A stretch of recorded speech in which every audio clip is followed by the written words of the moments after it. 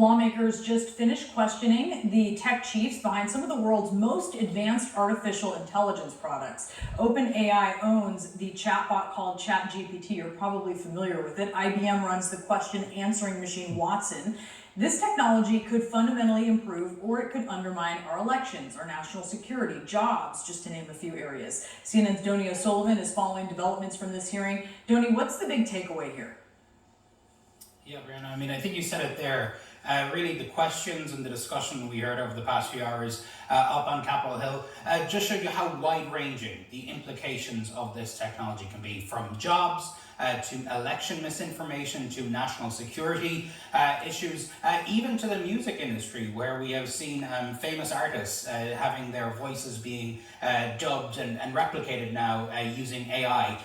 Sam Altman, who is the CEO of OpenAI, the company behind ChatGPT, he was not shying away from both the power and the dangers of this technology. Have a listen. I think if this technology goes wrong, it can go quite wrong, and we want to be vocal about that. We want to work with the government to prevent that from happening, but we try to be very clear-eyed about what the downside case is and the work that we have to do to mitigate that.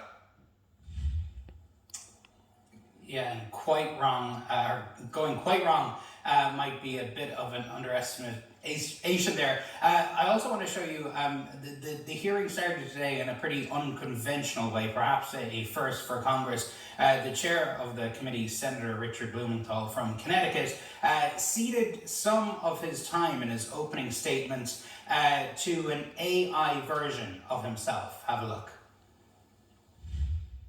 And now, for some introductory remarks. Too often, we have seen what happens when technology outpaces regulation.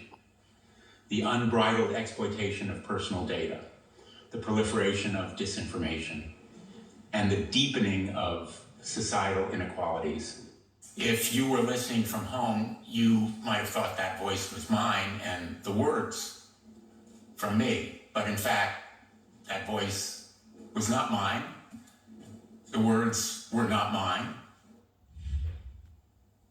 So what you heard there was an AI-generated version of the senator's voice. They took an AI model, had it listen to some of his speeches on the floor of the Senate, and were able to produce that. And not only were the remarks that you heard produced using an AI voice, what he actually said in that part of his opening statements was created using ChatGPT. So really just trying to underline here how powerful and how potentially convincing this technology could be. And he even brought up the example himself after, say if his voice were to be used, his AI fake voice were to be used in that way to condone Russia invading Ukraine, etc., how easily that can be used in a disinformation campaign.